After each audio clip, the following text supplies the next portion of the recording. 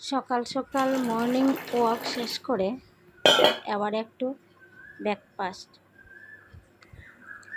দিনের শুরুটা যদি একটু এক্সারসাইজ দিয়ে হয় তাহলে সারাদিন এনার্জি থাকে। তোমরা সকালে কি করো?